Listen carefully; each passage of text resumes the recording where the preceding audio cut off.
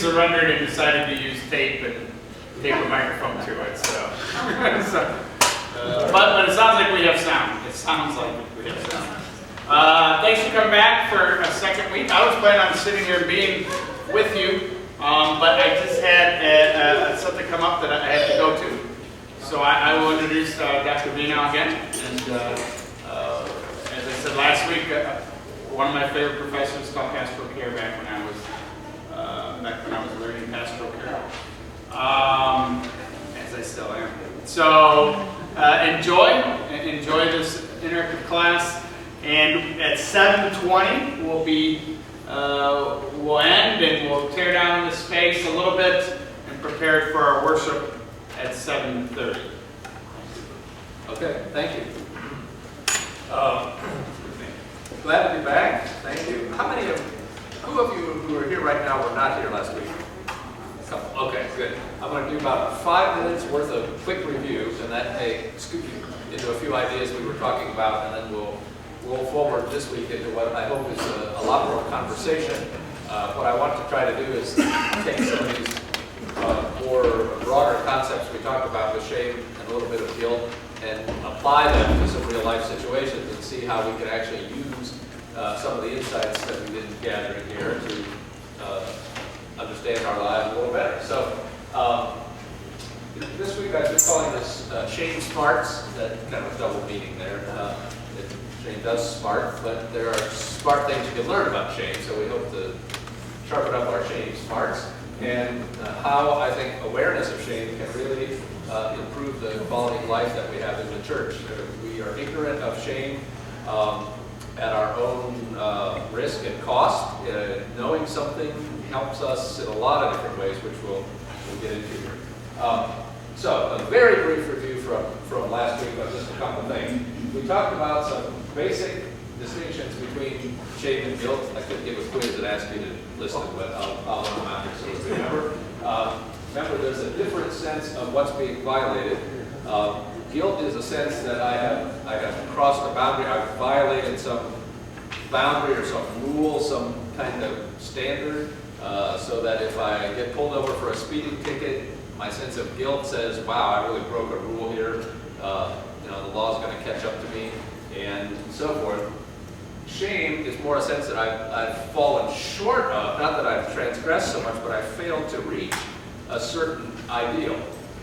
I don't want to think of myself as the kind of person who speeds and creates problems for other people, but here I am caught in a moment when the cruiser has pulled in behind me and the light's going, and suddenly you have this moment of self-recognition when you have to admit to yourself, well, that is the kind of person that I am. I guess I am the sort of person who doesn't pay attention and does that. So different sense of what's being violated. Then there are different fears that go along with each emotion. In the sense of guilt, I have the fear of being punished.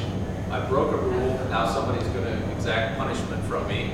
So back to that, or here it is, the one image of the old model of the child in the dunce cap. The punishment is I'm going to be taken out of my seat, put in a corner, and I can't participate in the other things that are going on.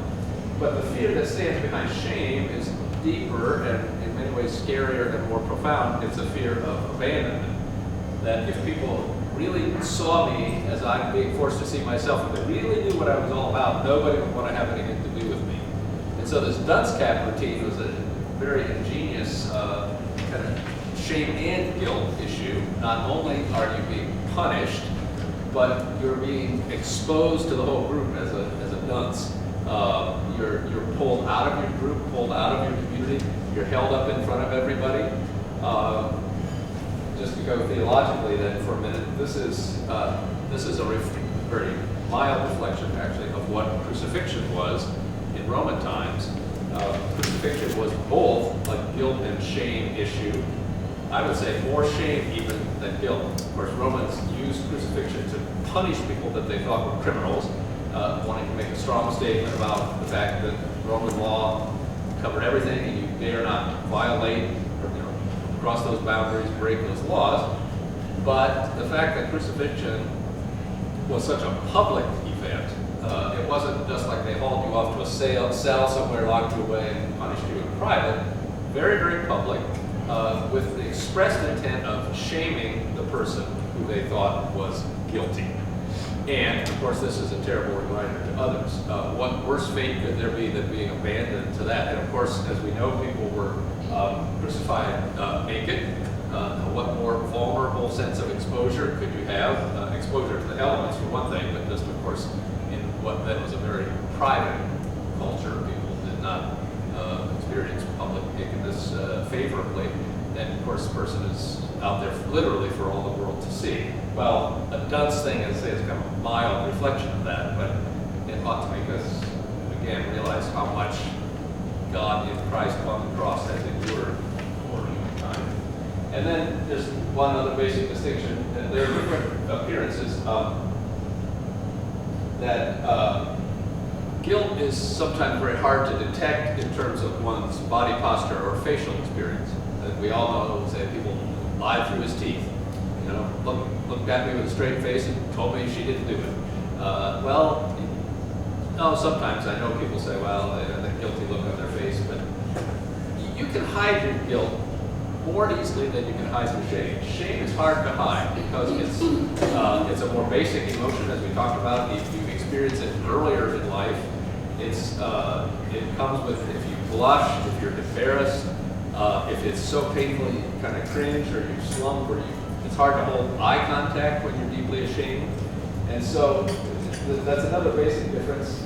Guilt can be harder to detect and shame can be harder to hide. Anybody want to add anything to that? I'm just beginning the nuts and bolts here. Anything you remember that was significant? That covers the bases? Okay. Then one major distinction that we talked about, the difference between doing and being. So guilt is about something you've done. I broke a rule. But shame is about a sense of who I am. So it's all how you ask the question. You know, the guilt is what have I done? Shame is asking yourself, what have I done? You know, what kind of a person am I that I would get involved in that? It's not how I want to see myself. It's not how I want others to see myself. But here I am. You know, I'm exposed. Everybody knows that I am the kind of unkind person who could say something like that. I am the dishonest person who would actually steal from my employer, whatever the case might be. So it's a difference between what have I done, which is guilt. I don't know whether Google that looks like a guilty expression. And who am I? And just one of the images we looked at from last week, that sense of, in shame, you know, needing to be completely covered, not being able to look at people. I think in that image we're to assume this is a person who's naked and has no way of covering except just to huddle up with a profound sense of vulnerability. So just a piece of art to maybe make a contrast. In the one sense, Adam here is going to be thrust out of the garden, is maybe showing more of a sense of shame, doesn't want to be seen, doesn't visually want to be seen. Eve, although covered, is more vocal about this. I don't know, you know, it's probably not exact. They both have shame and guilt, but sometimes the visual image helps you. Bottom line I've got here, though, is shame and guilt live side by side. I think that's the one takeaway I want us to appreciate. It's seldom that you have one without the other. One is usually more pronounced than the other, but we're kidding ourselves if we think, oh, that, you know, we can make a real clean distinction. That's all shame and that's all guilt. These things wrap right around each other like vines on a fence post or something. So, if that's helpful. Okay? So, if the technology works here, held together with Scotch tape and chewing down the baling wire. It's about 5 minutes or something. This is a piece of an interview that Oprah did with Brene Brown. I mentioned Brene Brown, I think, last week. She's become a very popular figure on the TED Talk circuit and so forth. She's brought shame out in the public view for a lot of people. She's going to talk here with Oprah a little bit about how she got interested in that. That's just some basics about shame. I think if you want to learn a little more, just Google Brene Brown, and you'll get a couple of TED Talks, you'll get this, references to her books and so forth. In this interview, she's going to use that definition for shame, the intensely painful feeling that we are unworthy of love and belonging. I think that's a pretty functional definition. I would say the thing that's missing for me from that definition is the sense of exposure. You could almost have the sense there that it's a very private thing that I can contain somehow within my own self. That's not the way shame fully works. Even if others aren't seeing everything about me, I imagine that they are. That's the intensely painful part of this. And I fear that. Oh yeah, so I want to be very guarded because I'm afraid you might find out. And I have that sense of if you knew, you demanded me. I wouldn't have any friends, family, anything. And so I would expand that, but hey, I'm not on Oprah. She is. An airtime here, you got to give a crisp sound bite and so forth. All right, let me see if I can make this all work right here.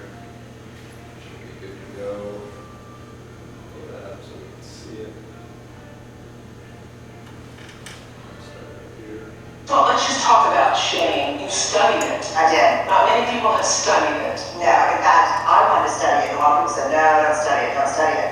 And then I was kind of a rebel rouser, a hellraiser. And so I thought, oh no, then I'm going to study it. Definitely, I should study it. And I go to the stats of the library in our college, and the first article I pull says the decision to study shame has been the death of many academic careers. Oh my goodness. I was like, student loans, death of the career. I'm like, oh my God. Wow. Yeah, you know why? Why? Nobody wants to talk about it.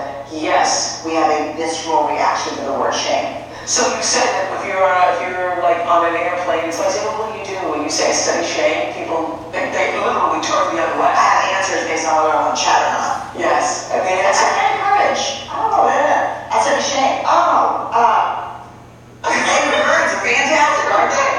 Wrap it up. yeah. No, the 1, 2, 3 is about shame. We all have it. It's the most human, primitive emotion that we experience. How do you define it? The intensely painful feeling that we are unworthy of love and belonging. And does it occur after a particular incident, or does it occur over, many life experiences of both? It could happen in an instant. There are specific memories that we can recall that can bring up shame for us. But there are also very insidious, quiet messages that we just marinate in over a lifetime. This is what I have always known about and tried to get across to people. And don't think I was successful at it, really, in the 25 years of the Oprah show. The thing about abuse, and particularly sexual abuse, most people think it's about the sex. It's really about the shame that occurs after the sex, and it's keeping it the secret, and we're only as liberated as our secrets. And the secret creates the shame, and you end up feeling like you're a bad person. And it's the shame that damages your life. The actual act itself, people can get over that, but it's the shame that you carry with it. There is no question in my mind. No That's question truth. about that. That's just truth. That's just like God truth. Yeah. I think shame is lethal. I think shame is deadly. And I think we are swimming in it deep. Do people recognize that? I think people don't recognize People that. have 1 or 2 reactions when I say shame. They Yeah. said, I don't know what you're talking about, but that has nothing to do with me. Yeah. I know exactly what you're talking about, and I'm not talking about that. Mhm. Here's the bottom line of shame. The less you talk about it, the more you got it. And shame needs 3 things to grow exponentially in our lives. Secrecy, silence, and judgment. Yeah. So you put shame in a petri dish, Yeah. and you douse it with a little secrecy, a little silence, and a little judgment. It grows exponentially. It will creep into every corner and crevice of your life. And shape all of your... Shape everything. Shape everything. The way you think, the way Yeah. you think about yourself, the way you think about other people, the way you interact with other people, what you do, the choices you make, who you marry, all of it. Yeah. You put the same amount of shame in a petri dish, and you douse it with empathy. You've created an environment that is hostile to shame. Shame cannot survive being spoken. It cannot survive empathy. So if I call you, if something really shaming happens to me, And you talk about it. and I call you and I say, oh God, it's Renee, I can't believe what happened, I'm in such deep shame. And you say, what's going on? And I tell you, and you express empathy. Yes. Shame can't survive it. Shame depends on me buying in to the belief that I'm alone. You know, I have a good friend, Robert Hilliker, who I work with. He's a therapist, and he always says, hey, keep the shadow up here, because it can only take you down from behind. Whoa, that's good. Yeah. Okay. So. Sorry.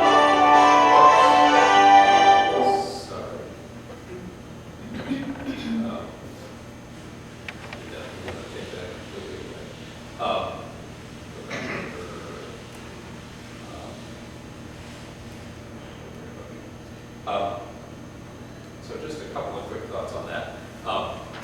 It's not the death of academic careers. I still got one. For one,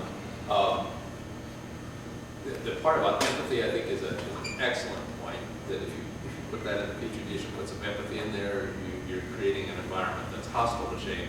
I'm not sure that shame can't survive, though, because there's a lot of other things. Shame has a way of continuing to come back. If I've got an issue with Brene Brown, she's just a little too soundbite-ish for me. She's got her 3 points on everything and so forth. But hey, it's not bad. I mean, for a 5-minute thing, she packed a lot of stuff in there that takes some people 500 pages of a book to figure out. But just from that quick piece, what's your takeaway from it? I gave you a little bit of my thought there, but see anything new, learn anything new? Got any questions you want to pose? I think it is very rooted in the separateness. Ah, okay. The disconnection. And, Right. I'm guilty of being late tonight, and I apologize for that. But my shame, and most people already know this, is I had a very violent childhood. I was the only girl. I had totally different rules than my brothers had. Because of a blended family, my last name is different from everybody else's. I was held to a different standard. I mean, everything in and around and about me was different from everybody else. And I felt like, why can't I be cool like Doug Kearns and Kelly Kearns? Why can't I be Kim Kearns? And, you know what I mean? And it just, she uses the word marinate, and you just marinate in it for that's a great term. decades. Well, and you're telling me that. Okay. Sorry, what did you just say? Sorry. No, you're an excellent. Thank you, because secrets are only as good as you can get out from your secret. Well, what she was saying, like keep the shadow here, because it'll only get from behind. If you know what you're dealing with and you can articulate that to some degree, that's so powerful and helpful. And the part of the way I've talked about this in the classes I teach is shame is a relational phenomenon. It always is trying to undo our relationships. And it's also overcome by having the capacity to rebuild relationships, which is, we'll get into this in a little bit, why the life of the church is so important. We can find connections here with empathy and acceptance and a new kind of identity that can build up some of that stuff that was torn down. The point Oprah was making about sexual abuse, I think, is really an excellent one. People think it's about the sex. In other words, that you broke some hard and fast rule, you should not do these things. Well, okay, I mean, if you're on the receiving end of abuse, it wasn't like it was your choice, right? But if that's all the farther you go and say, well, I'm guilty of violating a commandment or something, you're not even close to the depth of the experience that she's talking about there. It's not just what you've done, it's all the questions it makes you ask then about who I am. Why did this have to happen to me? How many abuse victims have said, they have to wrestle with this question. Was it something I did? Did I give this person an opening? Did I create an opportunity for this to happen to me? Was I not vigilant? And all that stuff runs around in your head. Well, that's the stuff that'll just keep, that's like just squeezing air under the shame fire and keeping it going. And the only way you get out from under that, I think, again, she's right, you talk about it. You've got to get it out of your head, out through your mouth, into the air, into some other people's ears, into my own ears, and make it more tangible. Shame will run around in our own heads in a very difficult way. Okay, well, let me move us here. I've got just a whole series of topics here, and I was going to run them out one at a time, but I think I'm going to get them all up here at once, just so we can look at it. So we got abuse, and addiction, and divorce, and gender, and mental illness, and race, and possible suicide, unemployment. Wait, I don't want to get there yet. Let's go back to that.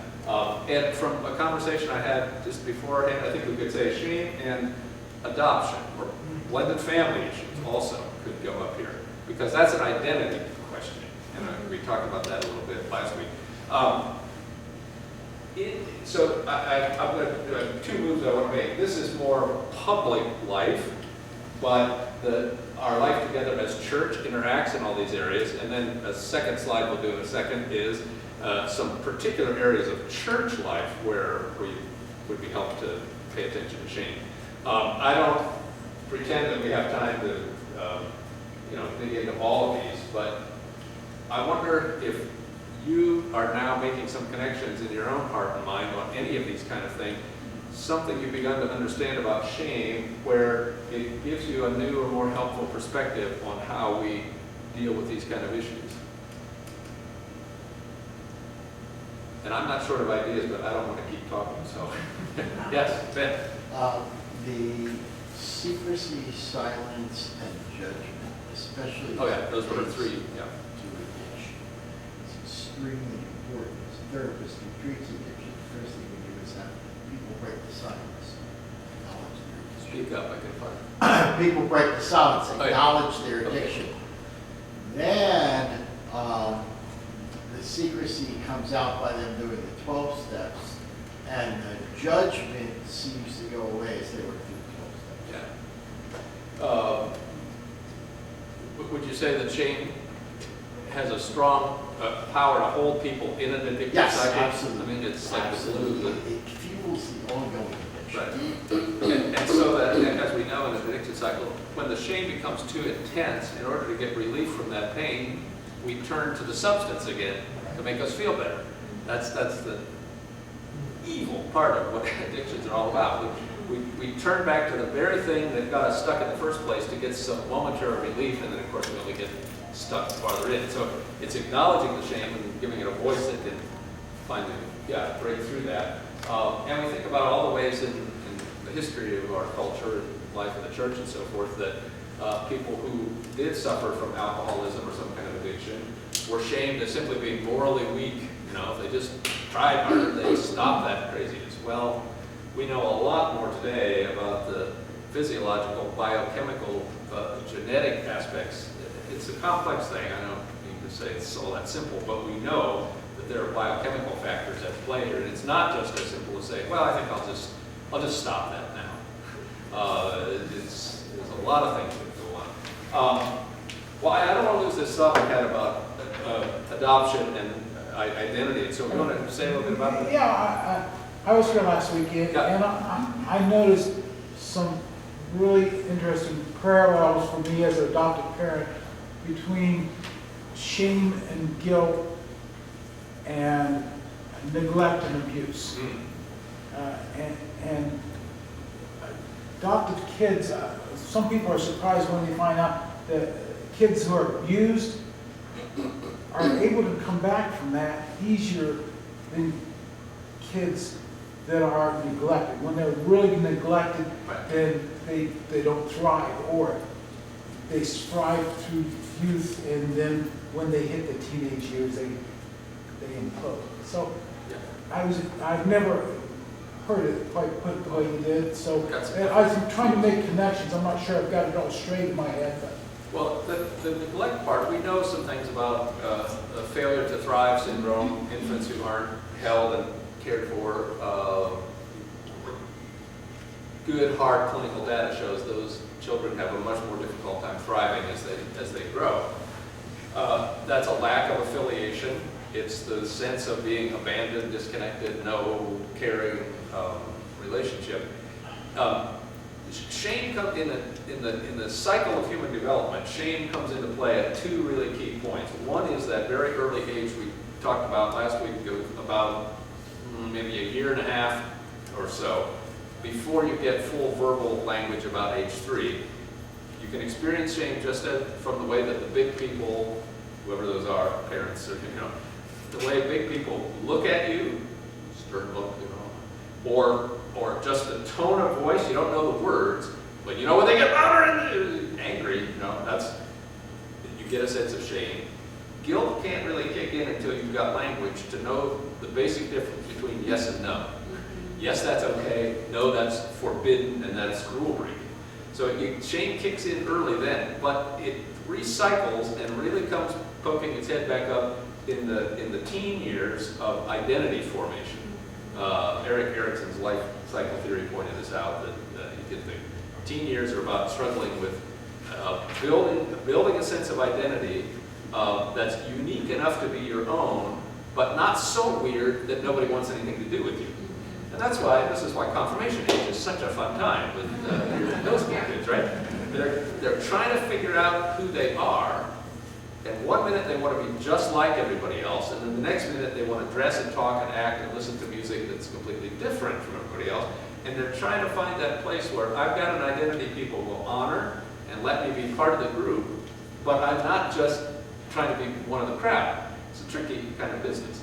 So when your sense of trying to fit in isn't working and they're abandoning you and pushing you off to the margins, that's shame coming back. So those are two, and if you don't get that stuff worked out when you're a teenager, you can eventually work it out. Just make your adult life. A few more therapists will make some money off of us, and we'll work it out somehow. I think it's important to point out that these are not individual. I mean, There's a lot of overlap you there. can have, Yep. right, you can have divorce, gender, mental illness, suicide, and abuse, all twisted up Right. into your same shame. But, an addiction shame and addiction is not necessarily, I'm ashamed because I'm addicted. It's, I'm ashamed because, my uncle and Yeah. my brother and you know what I mean? That Yes. have this addiction thread in my family. Well, and that's technically known as vicarious shame, where I can very strongly feel the shame of someone else to the extent that, and that's part of what Al-Anon is about also. I'm not the addict, but I'm suffering from the addict's addiction because of the way it pours all this toxic stuff into the family or the environment. I want to, if I can just go, I want to go on this one for just a minute if we can. In a different, if you go to a TED Talk by Brene Brown, it's longer, and I didn't want to try to parse this out. She lands on this one in a significant way and says her point is until we get the capacity to develop some language about shame, we're going to have a very, very difficult time having a meaningful conversation about things dealing with racial relations. And so here's one of the ways I would get at that. I think the three things that are always involved when racism is in play are power is one, privilege, and prejudice. You have people say, I'm not prejudiced. I don't have a prejudice bone in my body. I like people of all colors. I don't know if that's totally true of any of us, but to the extent that maybe that is the case, if you've got power and privilege going for you, you're not free from the possibility of racism. And so one of her points is that until people of majority classes are willing to own the fact that they've got power and privilege just because of the fact of their skin color, and this is also a gender thing, males have to own this. Totally unfair, but males get breaks that women don't. We know what the pay scale difference is and all that stuff. Until majority populations will recognize all three of those aspects of power, privilege, and prejudice, we don't crack this nut. Now, last week we did that spectrum of shame, and there was that category about enforced minority status. So on the other side of that, it's just anybody who's been in a minority of any sort, whether that's racial, ethnic, religious, gender, economic, educational, whatever. We have some way to know what it's like to be, then you're disempowered. There's just a built-in power differential there that can be equalized and overcome. It takes a lot of intentional effort. But I think Brene Brown is right on this. Until we get some vocabulary and a willingness to have an open conversation about what shame means, we're stuck. And I think we're stuck on this issue in the country like we haven't been stuck in my lifetime, it seems. And we've got to find ways to build a trusting conversation. I'm here to say I think shame might be, Brene Brown might really be onto something here that could help us. That's my take. If you want to talk about Mr. Trump, then Muslims will make that too. But I don't know, any thoughts on that?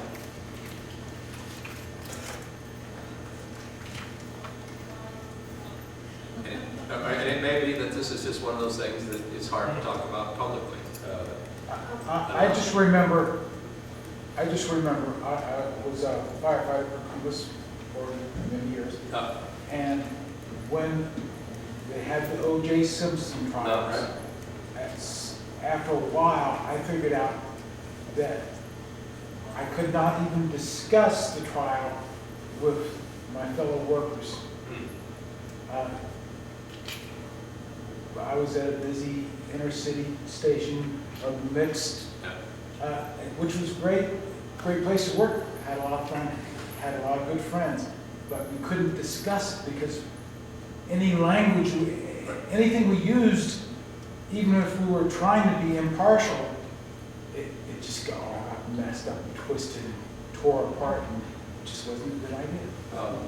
That was a landmark moment, and a more interesting and complexified case because O.J. Simpson was a person who did have some power and privilege on his side by virtue of public profile and more money than probably all of us in the room put together at one point in his life. Just made it a more interesting thing, I think. For what it's worth, I just say let's keep wrestling with the dynamics of this because it's crucially important to our lives together. I'll just say one quick thing here again on mental illness. I continue to be impressed, not positively, but negatively, about how difficult it is to have a conversation in public life in general, but the church life in particular, about mental illness. It's harder, I think, even than talking about addiction in some ways. It's complicated. We don't always understand the reasons. As you said, it's not just one thing. Sometimes you've got mental illness and addictions and other. You could have other kinds of things going on here too. Mental illness has a stigma to it. Well, thank you for that word. Stigma is a huge part of shame. Right? Huh? A big Yes, a huge thing.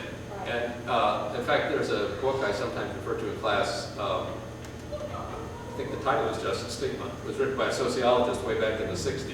He's got a wonderful paragraph in there where he says that the only people in North America who don't experience any kind of stigmatization are upper class, white collar males with higher education degrees who participated in athletics and are good looking, and it's just a whole series, which just about excludes all of us. I mean, there's one or two people maybe who fit that category. Everybody else has some kind of stigmatization. But some bear more of that than others, and the mentally ill maybe more than almost any other group. It's a frightening phenomenon. Mentally ill people can be difficult to relate to, and we don't understand what the illness is that maybe has a grip on somebody. We just don't know what to do with it. People are not hard to talk to. Oh no. Well, mental illness. I have a friend who. Let me just say, I'm talking about our not the reality, but what often our initial perception is, and that's why but help us, so that's good. Yeah, I agree. My girlfriend was all worried about coming back to work after she experienced panic.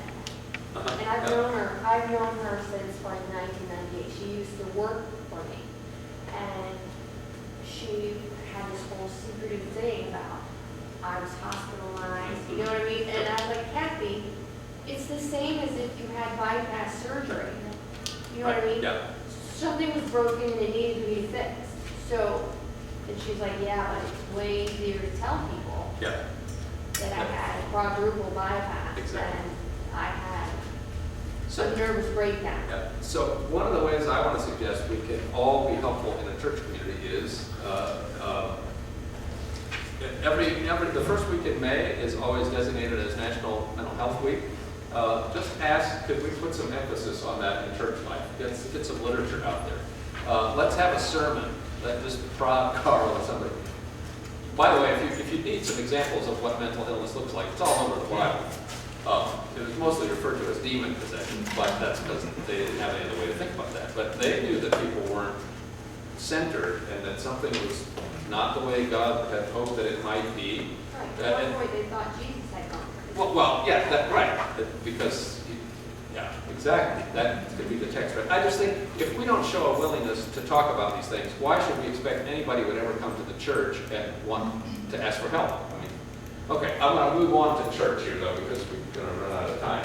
Let me go to a different set of issues here then. So, one of the issues is that too often the word people, we actually say, or what people hear from us is, you should be ashamed.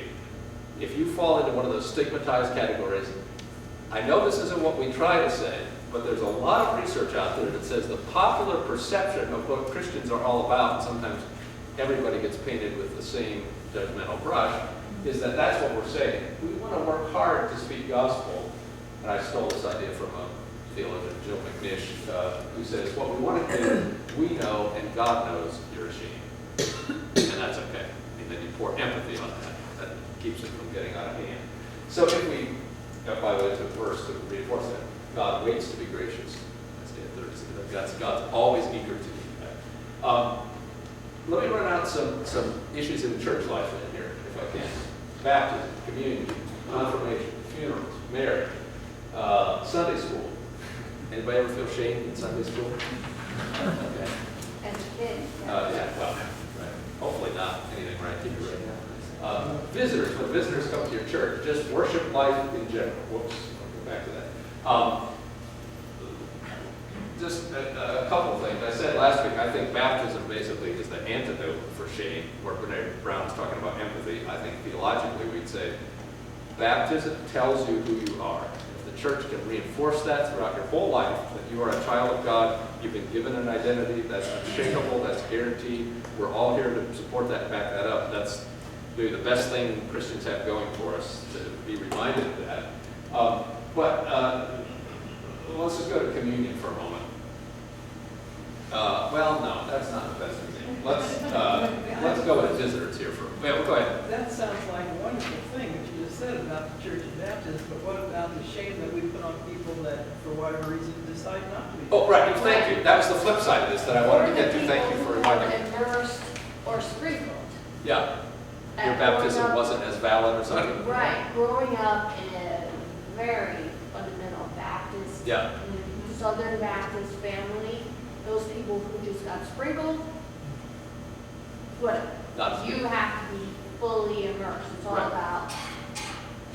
Well, and at different levels, we Lutherans who like a more sophisticated liturgy may think that those who operate merely with praise songs and so forth just aren't quite up to Right. snuff. It's a little- No, so there's two sides to the baptism issue. Thank you. One is, I think it is the antidote. The other is folks who choose maybe not to have their children baptized as infants, or did it in a different way, or the person who comes into church and realizes, yeah, the communion table is open to everybody if you've been baptized. Well, I'm not here to try to sort that out. There's a lot of complicated theology that goes along with that, and it may be that we want to say you're born into the family before you come to the family table. That would be one way to look at that. But how do we convey that to a visitor who's not baptized, that we're doing something that you're excluded from? That's what I say, I want to be sensitive to the shame element. And that goes to the question of visitors. How do we relate and greet people who've come to visit us? And I personally think one of the more shaming things that happen, because I don't know how you do this here, so hush my whatever. I think it can be very difficult if you say, would anybody who's visiting today please stand up and introduce yourself? Okay, well, some people who are very extroverted, Ben probably has no problem, he's not just do that, right? Yeah. Other people feel kind of coerced and don't want to be exposed in that way, and that can be a touchy thing. People don't. Yeah, well, and people don't want to be put in the spotlight without choosing to be there. But how do we help? I don't have any magic wand on this. The question is, how do you help new people feel welcome without overdoing it? And again, putting them in a spotlight. Let them find their own space, put some empathy into their situation. Worship, especially for Lutherans who love to have lots of it. I did a lesson in Carol's service we did at the seminary last night. It was wonderful, except for the 3 hymnals we had to use, because we had our Episcopal friends were helping. So we had the Anglican Book of Worship, the old LBW Green Book, and the new ELW Red Book, and we were going back and forth for different hymns.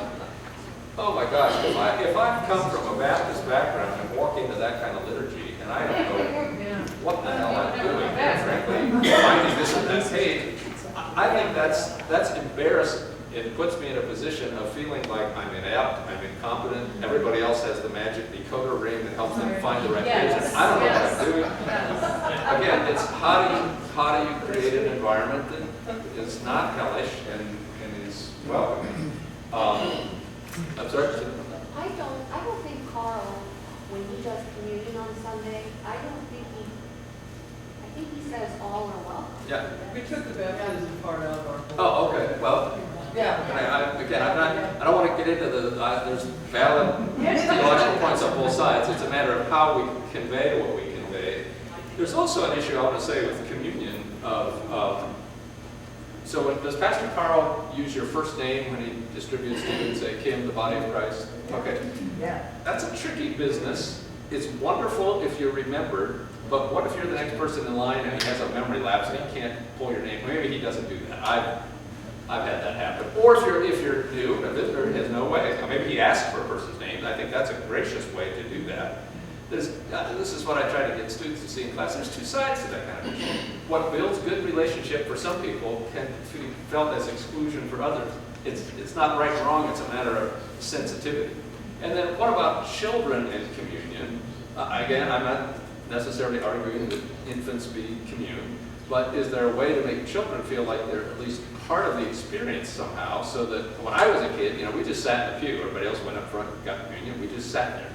Actually, I just thought it was something you look forward to, eventually be part of this, but still, you're separated out. This is the whole family of God. How do you work with some of that? There's so much else to be said here. With marriage, you get people from different backgrounds and they're trying to assimilate, and do I have to join the church in order to be married? Funeral situations can be terribly awkward when there's questions about how somebody died or what's the family relationship that's going on here and all that stuff. Again, I'm just pleading for sensitivity, helping people feel like they're welcome. All right. Close. Oh, we just did all that. I couldn't get that. Okay, we've got 1 minute and I'll end with a paradox. Getting things out in the open will always run the risk of shame. I'm all for what Brene Brown is saying here, talk about it and so forth, but we always have to remember, this is the fundamental dynamic of shame. It's exposure, it's being in the spotlight. You get that out in the open, there's a risk that the shame is going to be reinforced. I take a huge risk if I tell you about some shaming part of my history, because if you don't come through with the kind of trust I'm counting on, I've just opened an old wound. So there's that side. On the other hand, getting things out in the open, as she said, is the only way to overcome shame. So we have to live with the two-sidedness of this. I think there's some, well, go ahead. I think part of it is intellectually, I know that the thing that I have always carried shame from is ridiculous.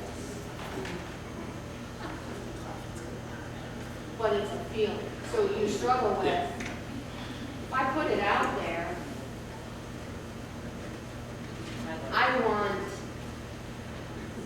expect people to acknowledge the fact that it's ridiculous. Right. And I have to figure out how to break that feeling. Well, yeah, your powerful feelings aren't necessarily overcome with good ideas. Absolutely. And it sucks. Yeah, and so I want to say, I think it's it's fine to exercise some discretion. Because you don't know how your story is going to land on someone else's ears, and you want to be careful not to open yourself up to more hurt. Not everybody's ready to hear the same stuff in the same way. But if we know that the first part is true, okay, I just say you gotta be careful. But trust the second part is also true. The only way of getting through is to be open. Let's try to be those open people for others, and let's look hard for the people that we can trust. Okay? So, I'll end with that. My dog is not getting around to writing the Christmas letter yet, but she's ashamed. I have the name of an absolutely outstanding counselor that. Pass out business Do cards. both of them well. Okay. That you can do both of those things. Right. See, that's the safe part. Yes. She's sitting right there. All right. Well, find those people because they're going to save us all in our change-build moments. Okay, we got a break. So you can worship. Thank you so much. Thank you, sir. Great. Yep.